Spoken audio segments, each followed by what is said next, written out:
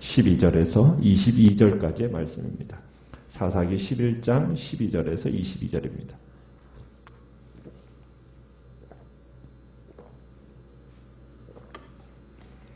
사사기 11장 12절입니다.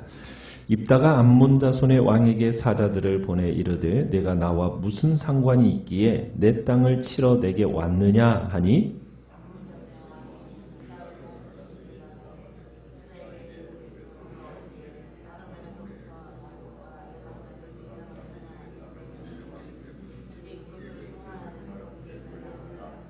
입다가 암몬 자손의 왕에게 다시 사자들을 보내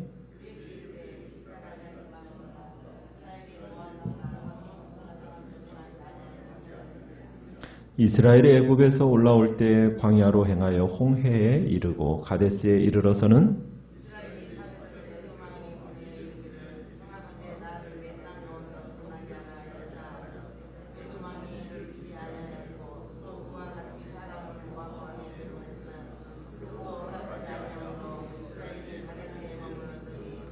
그 후에 광야를 지나 에돔 땅과 모압 땅을 돌아서 모압 땅에 해 뜨는 쪽으로 들어가 아르논 저쪽에 진쳤고 아르논은 모압의 경계이므로 모압 지역 안에는 들어가지 아니하였으며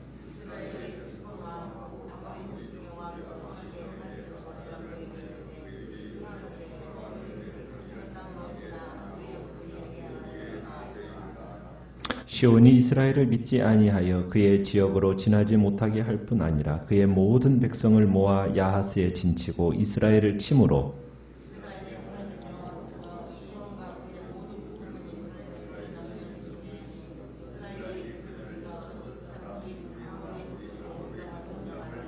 같이 읽습니다. 아르논에서부터 야포까지와 광야에서부터 요단까지 아모리 족속의 온 지역을 점령하였느니라. 아멘.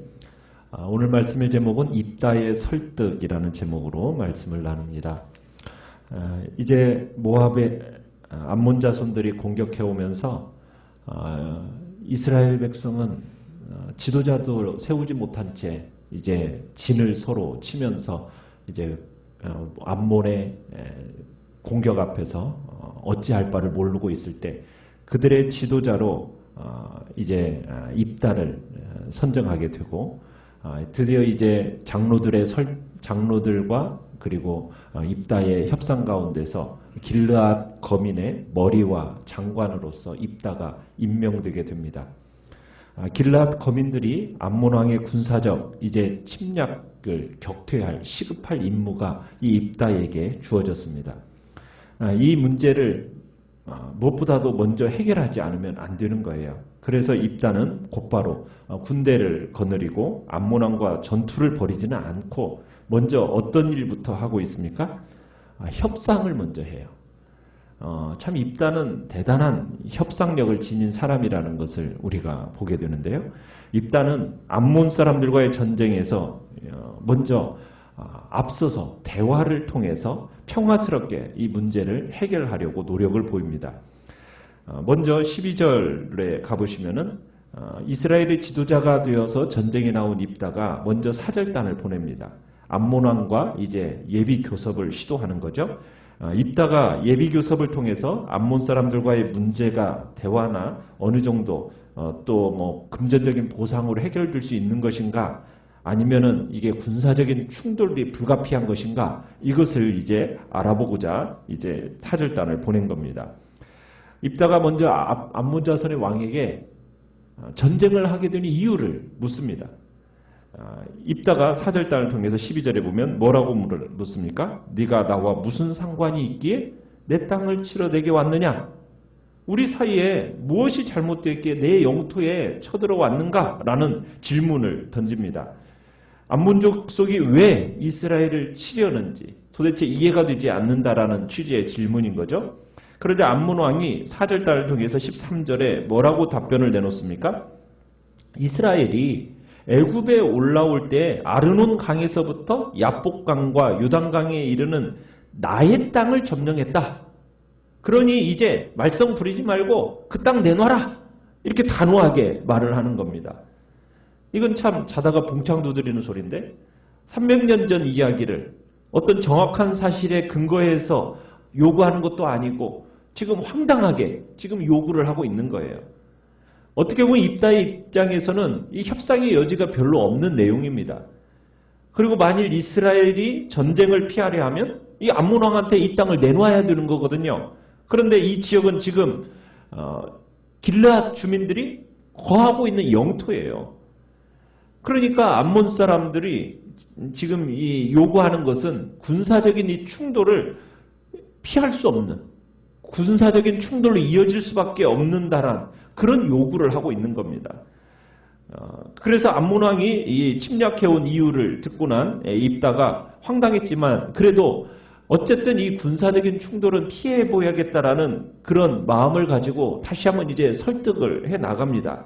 가능하면 어쨌든 유혈 사태는 막아보겠다라는 거예요. 두 공대가 어쨌든 충돌하면 많은 사람이 죽고 죽이는 일이 있지 않겠습니까? 그러면은 서로 다치게 될 게 뻔하니까 어쨌든 이제 협상하면서 역사적인 사실에 근거해가지고 입다가 매우 논리정연하고 설득력 있게 이제 회신을 보냅니다. 그러면서 입다가 이제 암몬 왕에게 너희들이 잘못 알고 있는 내용에 대해서 민수기 20장에서 21장, 신명기 2장에 걸쳐 있는 그 기록되어 있는 과거의 그 역사를 통해서 이제 설명을 하기 시작합니다. 이제 15절부터가 이제 그 내용인데 입다의 논제는 이거예요.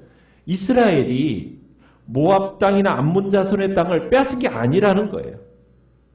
입다는 크게 네 가지 이유를 제시하면서 암몬 왕이 지금 주장하고 있는 것을 반박을 합니다. 암몬 왕이 너희들이 뭐 출애굽할 때 빼앗은 우리 땅을 돌려달라고 지금 억지를 쓰고 있는데 입다는 지금 출애굽 때의 상황을 자세하게 설명을 하면서 이스라엘이 처음부터 이 문제의 땅을 빼앗으려 한 적은 없었다라는 거죠. 그러면서 그것을 많은 공간을 할애하면서 이야기를 합니다. 기록된 사실에 의하면 어떻게 길르앗 땅을 차지하게 되었는가? 이제 그것을 이제 설명을 하는데 이스라엘이 애굽 땅에서 탈출해 가지고 처음 광야 생활을 시작할 때 어쨌든 우리는 모압과 에돔 여기를 자극하지 않으려고 매우 신경을 썼다는 거예요. 조심스럽게 공손하게 이 민족을 대했다라는 겁니다. 어쨌든 이 영토를 지나가야 할 일이 있을 때마다 사절단을 보내가지고 공손히 요청했고 거부당할 때마다 그들과 대립하기보다는 그들의 땅을 피해서 그렇게 돌아갔다는 겁니다. 처음부터 이 문제의 땅을 빼앗으려는 생각 하지 않았다라는 거죠. 그러면서 이스라엘이 이제 헤스본을 통치하던 아모리 왕 이 시온에게 사절단을 보내가지고 우리가 이 영토를 좀 지나갈 수 있게 해주십시오 라고 부탁을 했다는 거예요. 그랬더니 시온이 이 부탁을 어떻게 했어요? 거절하죠. 거절할 뿐만 아니라 오히려 이스라엘을 치려고 군대를 이끌고 나왔다라는 겁니다. 그래서 이스라엘은 어쩔 수 없이 이 군대와 싸웠고 그 군대를 이겼다라는 거예요. 그 결과 이 문제 땅을 차지하게 되었다. 이 이야기를 합니다.